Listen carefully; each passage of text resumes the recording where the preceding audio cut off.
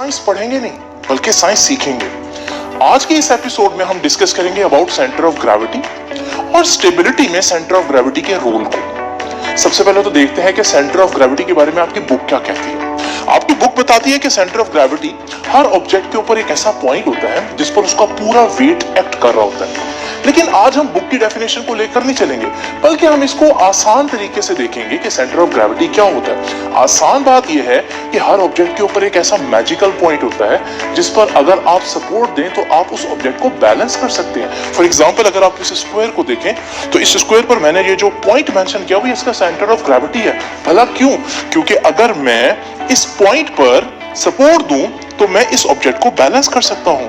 बिल्कुल इसी तरह से अगर मैं इस स्क्वायर की जगह इस सर्कल को देखूं तो इस सर्कल के ऊपर भी मैंने वही मैजिकल पॉइंट आपके सामने मेंशन किया हुआ है और अगर मैं यहाँ पर इस पॉइंट पर सपोर्ट दूं तो आप देखेंगे कि मैं इसको बैलेंस कर सकता हूं। तो आपने देखा कि मैं स्क्वायर को या सर्कल को या इसी तरह से इस ट्राइंगल को भी बैलेंस कर सकता हूं। हो सकता है आप सोच रहे हो कि शायद सेंटर ऑफ ग्रेविटी का ये जो पॉइंट है ये सिर्फ और सिर्फ ज्योमेट्रिकल शेप्स पर ही एग्जिस्ट करता है, जैसे कि सर्कल या स्क्वायर या ट्राइंगल पर। लेकिन ऐसा नहीं है, बल्कि आपके इर्द गिर्द हर एक चीज जो मौजूद है उसका सेंटर ऑफ ग्रेविटी होता है। फॉर एग्जांपल स्टूडेंट, ये देखिए, ये मेरे पास एक बर्ड है, इसका भी कोई ना कोई सेंटर ऑफ ग्रेविटी होगा और याद रखिएगा इसका सेंटर ऑफ ग्रेविटी इसकी चोंच है। तो जब मैं यहां पर सपोर्ट देता हूं तो आप देखें ये कितने अमेजिंग वे में बैलेंस हो जाता है। लेकिन आप सोच रहे होंगे कि सर ये तो वो एग्जांपल्स हैं जो आप यहां पर ट्राई कर सकते हैं। कोई ऐसे एग्जांपल भी तो हो जिसको हम घर में चेक करें कि वाकई सेंटर ऑफ ग्रेविटी वहां एग्जिस्ट करता है कि नहीं करता। तो उसके लिए एक आसान सी डेमोन्स्ट्रेशन देखते हैं। ये देखिए, मेरे पास एक स्पून और एक फोर्क है और मैं इनको इस तरह से जोड़ता हूं। अब सोचें इसका सेंटर ऑफ ग्रेविटी कहां होगा।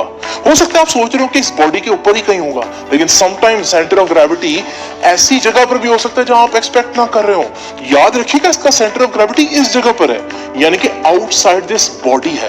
तो अगर मैं इस पॉइंट पर एक टूथपिक के जरिए इसको बैलेंस करने की कोशिश करूं तो आप देख रहे हैं ये इस पॉइंट के ऊपर बैलेंस हो गया और इसका सेंटर ऑफ ग्रेविटी टूथपिक में एग्जैक्टली किस जगह पर है ये चेक करने के लिए आप क्या करें, इस टूथपिक को जलाएं।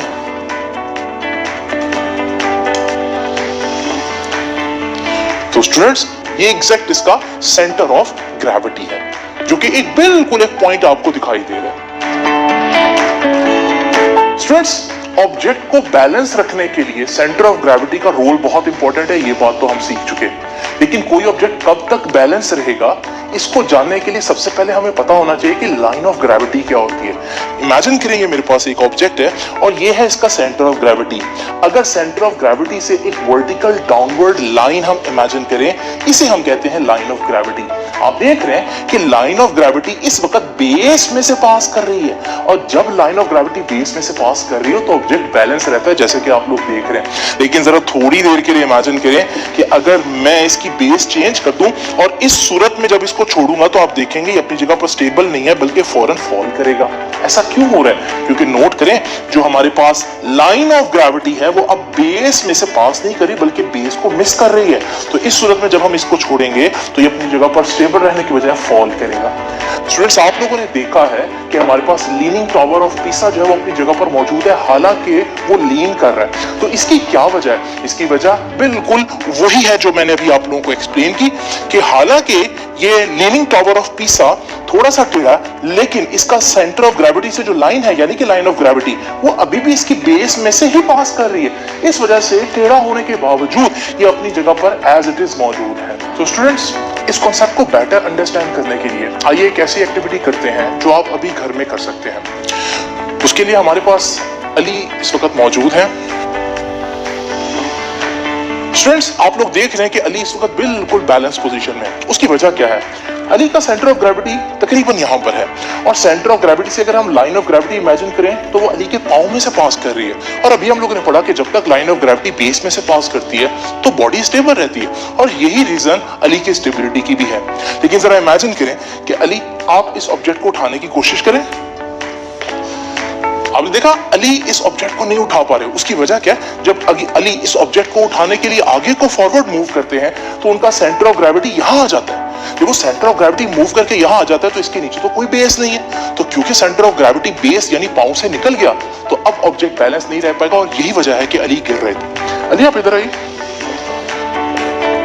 इस वक्त अली की जो बेस है वो दोनों पाँव के दरमियान का ये सारा एरिया है, तो ये अली की बेस है, सेंटर ऑफ ग्रेविटी यहाँ है और लाइन ऑफ ग्रेविटी जो है वो बेस में से ही पास कर रही है। लेकिन अली जरा अपना एक पाँव उठाए। आपने देखा अली ने पाँव उठाने के लिए अपनी बॉडी पोजीशन चेंज किया। उसकी वजह क्या है, जब पहले अली पिछली पोजीशन में थे तो उस वक्त लाइन ऑफ ग्रेविटी के नीचे ये सारी बेस थी, लेकिन जब इन्होंने एक पाँव पर खड़े होना है तो बेस तो सिर्फ एक पाँव की रह जाएगी, तो लाइन ऑफ ग्रेविटी का बेस में से पास करना भी जरूरी है। इसलिए अली ने पहले अपनी बॉडी पोजीशन चेंज करके अपनी लाइन ऑफ ग्रेविटी को एक पाँव के ऊपर लेकर आए ताकि लाइन ऑफ ग्रेविटी अभी भी बेस में से पास कर सके और फिर वो एक पाँव पर खड़े हो सके। Thank you Ali. तो स्टूडेंट्स, आप लोगों ने देखा कि गिरने से बचने के लिए सेंटर ऑफ ग्रेविटी का बेस के ऊपर होना कितना जरूरी है। हाँ, मगर मूवीज में सेंटर ऑफ ग्रेविटी अगर बेस के ऊपर ना भी हो तो भी चलेगा। स्टूडेंट्स, सेंटर ऑफ ग्रेविटी कोई फिक्स पॉइंट नहीं होता, बल्कि इसको शिफ्ट किया जा सकता है। फॉर एग्जाम्पल, इस रॉड के साथ दो यूनिफॉर्म मैसेज अटैच है, अगर मैं इसको बैलेंस करने की कोशिश करूं तो ये इस पॉइंट पर यानी बिल्कुल सेंटर पे बैलेंस हो रहा है, तो इसका सेंटर ऑफ ग्रेविटी इस पॉइंट पर है। लेकिन अगर मैं ऐसा रॉड लूं जिसके एक तरफ मास ज्यादा और एक तरफ मास कम है, तो आप देखेंगे अब ये सेंटर पर बैलेंस नहीं होगा। इसका मतलब इसका सेंटर ऑफ ग्रेविटी कहीं और जा चुका है। अगर मैं इसको ढूंढने की कोशिश करूं तो ये वो पॉइंट है जहां पर ये बैलेंस होगा। इसका मतलब इसका सेंटर ऑफ ग्रेविटी अब सेंटर में नहीं बल्कि शिफ्ट हो गया। कहां शिफ्ट हुआ है? मैसिव बॉडी की तरफ शिफ्ट हुआ है। तो ये याद रखना आप लोगों ने कि centre of body, centre of gravity can be shifted towards the massive body. Students, एक और तरह से आपको समझाता हूं ताकि आपको ये बात याद रहे। देखिए, मेरे पास ये एक और ऑब्जेक्ट है जिसका सेंटर ऑफ ग्रेविटी आप लोग जानते हैं सेंटर में होगा, तो ये शो किया मैंने। अगर मैं आपसे पूछूं कि क्या मैं इसको इस पोजीशन में बैलेंस कर सकता हूं, तो आप कहेंगे सर ये तो फौरन गिर जाएगा क्योंकि सेंटर ऑफ ग्रेविटी के बिल्कुल नीचे सपोर्ट नहीं है। तो मैं जैसे इसको छोड़ूंगा कुछ भी नहीं होगा। स्टूडेंट्स, आप धोखा खा गए। आपको सेंटर ऑफ ग्रेविटी बिल्कुल सेंटर में नजर आ रहा है, लेकिन मैंने इसके अंदर यहाँ पर एक बहुत हैवी मैस लगाया हुआ है, और अभी हम लोगों ने क्या पढ़ा कि centre of gravity massive object की तरफ शिफ्ट हो जाता है। तो वो जो आपको यहाँ दिख रहा है वो असल में यहाँ जा चुका है, और अगर वो यहाँ पर है तो उसके बिल्कुल नीचे तो सपोर्ट है। यही वजह है जब इसको मैं छोड़ूंगा तो ये एक स्टेबल स्ट्रक्चर है, ये अपनी जगह पर मौजूद रहेगा।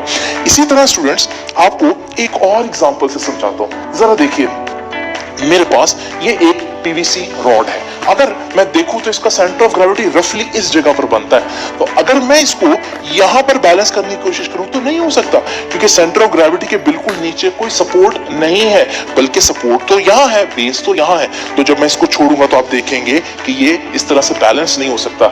मैं क्या करता हूं, मैं एक हैवी मैस यहां पर लगा देता हूं। इससे क्या होगा कि सेंटर ऑफ ग्रेविटी को हम लोगों ने पढ़ा कि वो मैसिव ऑब्जेक्ट की तरफ शिफ्ट हो जाता है। तो इधर क्योंकि मैसिव ऑब्जेक्ट आया तो ये सेंटर ऑफ ग्रेविटी इसकी तरफ शिफ्ट हो जाएगा।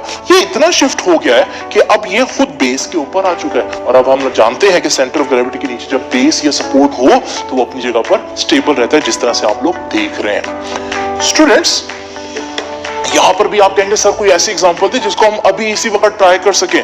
तो स्टूडेंट जरा देखिए, ये मेरे पास एक कैन है जिसको मैं अगर यहां पर बैलेंस करने की कोशिश करूं तो ये बैलेंस नहीं हो सकता क्योंकि इसका सेंटर ऑफ ग्रेविटी जो है उसके नीचे सपोर्ट नहीं है। लेकिन अगर आप इस कैन में थोड़ा सा पानी डालते जो कि यहां पर मैंने डाला है, तो इस सूरत में जब आप इसको बैलेंस करने की कोशिश करेंगे तो आप देखेंगे कि ये बैलेंस हो जाएगा क्योंकि पानी की वजह से सेंटर ऑफ ग्रेविटी शिफ्ट होकर इस छोटी सी बेस के ऊपर आ चुका है। अब ये एक स्टेबल स्ट्रक्चर है। तो आपने देखा कि सेंटर ऑफ ग्रेविटी से हम कितनी अमेजिंग किस्म के स्ट्रक्चर्स बना सकते हैं। कभी कभार आप इस तरह की बिल्डिंग्स देखते हैं जिनको आपको लगता है कि ये इम्पॉसिबल स्ट्रक्चर है, लेकिन वहां पर भी इंजीनियर्स ने बेसिकली सेंटर ऑफ ग्रेविटी को शिफ्ट किया होता है। या आप लोग देखते हैं कुछ लोग टीवी पर लेविटेट करते हुए दिखाई देते हैं, वो भी असल में लेविटेट नहीं कर रहे थे बल्कि उन्होंने अपना सेंटर ऑफ ग्रेविटी जो है वो शिफ्ट करके इस तरह का एक इम्पॉसिबल किस्म का बैलेंस क्रिएट किया होता है। स्टूडेंट्स, बचपन से हमारी ये ख्वाहिश रही है कि इस पेंसिल को इसकी नोक पर बैलेंस करें,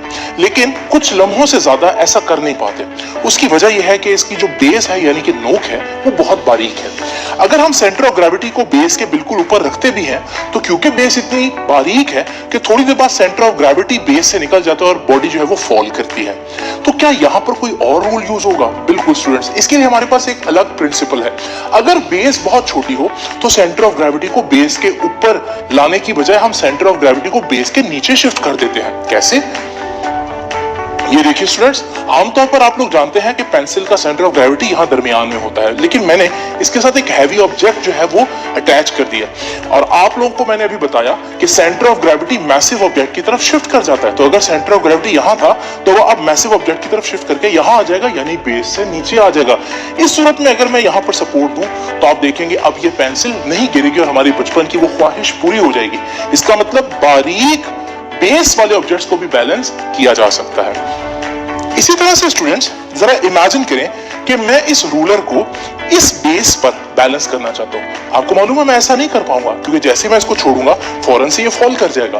तो कैसे मुमकिन है कि इतनी सी बेस पर मैं इसको बैलेंस करूं? तो उसके लिए वही रूल है जो स्मॉल बेसिस के लिए, कि आप सेंटर ऑफ ग्रेविटी को इस बेस के बिल्कुल नीचे ले आए। लेकिन वो कैसे लेकर आएंगे? मैं एक हैवी मैस कनेक्ट करूंगा ताकि सेंटर ऑफ ग्रेविटी शिफ्ट हो जाए बेस के बिल्कुल नीचे।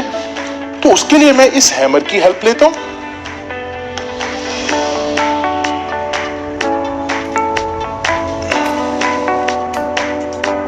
तो स्टूडेंट्स, जब ये हैमर जो है मैंने कनेक्ट की इसके साथ, तो आपने देखा कि सेंटर ऑफ ग्रेविटी बेस के बिल्कुल नीचे शिफ्ट हो गया और इस सूरत में ये अपनी इस छोटी सी बेस पर बिल्कुल स्टेबल है। स्टूडेंट्स, आप लोग जानते हैं कि टॉम एंड जेरी में जेरी को रस्सी पर चलते हुए कोई दिक्कत नहीं है, लेकिन अगर सर्कस में कोई शख्स ऐसा कर रहा हो तो उसको इस बारीक सी बेस पर चलने के लिए अपना सेंटर ऑफ ग्रेविटी रस्सी से नीचे रखना पड़ेगा। इस वजह से आप लोगों ने देखा होगा कि सर्कस वाले लोग जो हैं वो रस्सी पर चलने से पहले हैवी मैसेज जो है वो अपने साथ अटैच कर लेते हैं ताकि उनका सेंटर ऑफ ग्रेविटी जो है उनकी बेस के बिल्कुल यानी रस्सी के बिल्कुल नीचे आ जाए और वो अपनी जगह पर बिल्कुल स्टेबल रहे। स्टूडेंट, सेंटर ऑफ ग्रेविटी का एक और बहुत इंटरेस्टिंग पॉइंट ये है कि सेंटर ऑफ ग्रेविटी अपने आप को एज लो एज पॉसिबल रखना चाहता है, यानी कि अगर मेरे पास कोई ऑब्जेक्ट ग्रेविटी के अंदर मौजूद है तो वो उसी रुख चलेगा जहां उसका सेंटर ऑफ ग्रेविटी नीचे जा रहा होगा, जैसे कि ये वाला ऑब्जेक्ट, या फिर जैसे कि ये वाला ऑब्जेक्ट उसी रुख चलेगा जिस रुख इसका सेंटर ऑफ ग्रेविटी नीचे जा रहा है। लेकिन स्टूडेंट्स, क्या कुछ ऑब्जेक्ट ऐसे हो सकते हैं जो अपना सेंटर ऑफ ग्रेविटी नीचे लेकर जाने की बजाय ऊपर लेकर जाए? नहीं स्टूडेंट्स, ऐसे कोई ऑब्जेक्ट नहीं हो सकते।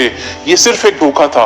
अगर आप देखें तो यहां पर मैंने हैवी मास अटैच किया हुआ है और अभी हम लोगों ने क्या पढ़ा था कि सेंटर ऑफ ग्रेविटी हैवी मास की तरफ शिफ्ट हो जाता है, यानी बज़ाहिर जिसका सेंटर ऑफ ग्रेविटी आपको यहां नजर आ रहा है उसका सेंटर ऑफ ग्रेविटी हैवी मास की तरफ शिफ्ट हो चुका है।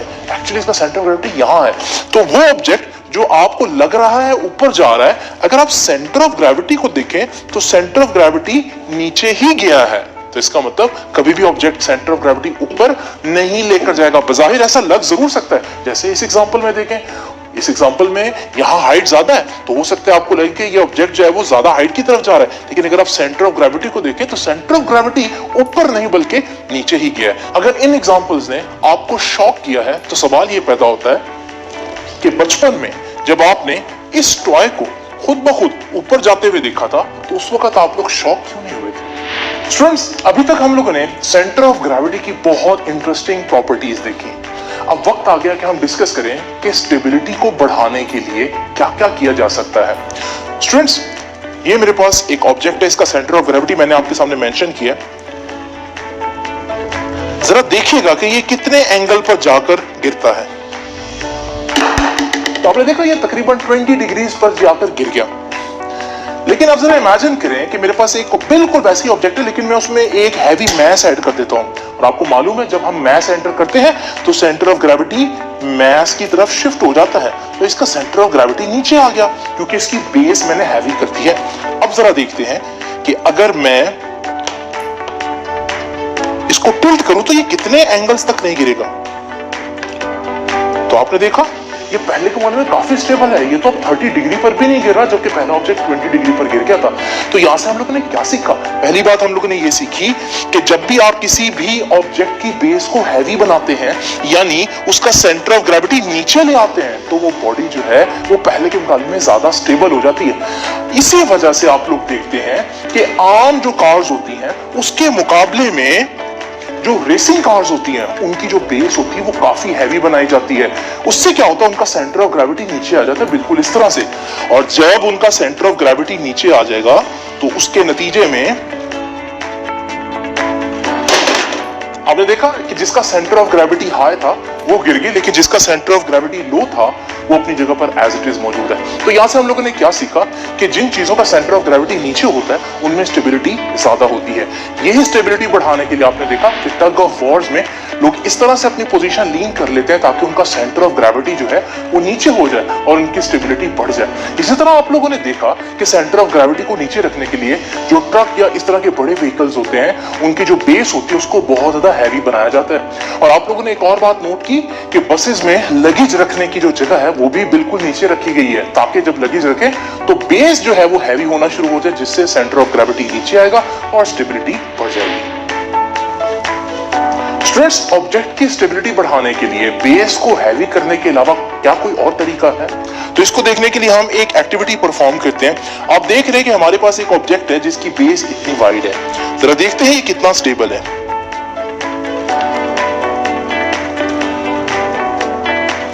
तो आपने देखा ये सिर्फ 25 डिग्री तक स्टेबल रह सकता है, लेकिन अगर मैं इस ऑब्जेक्ट को इस तरह से रख दूं तो इसकी बेस बहुत बड़ी हो जाएगी। तो अब देखते हैं कि ये पहले के मुकाबले में ज्यादा स्टेबल है या कम स्टेबल है। तो आपने देखा स्टूडेंट्स, ये पहले के मुकाबले में ज्यादा स्टेबल है। तो यहां से हम लोगों ने एक बात सीखी कि जितनी बेस बड़ी हो जाए ऑब्जेक्ट की स्टेबिलिटी जो है वो बढ़ जाती है। और ये बात आप लोगों ने एक बस में भी नोट की होगी। अगर बस जो है वो किसी स्मूथ रोड पर चल रही हो तो आप अपनी लेग्स जो है वो जोड़कर खड़े हो सकते हैं, यानी कि स्मॉल बेस पर स्टेबल रह सकते हैं।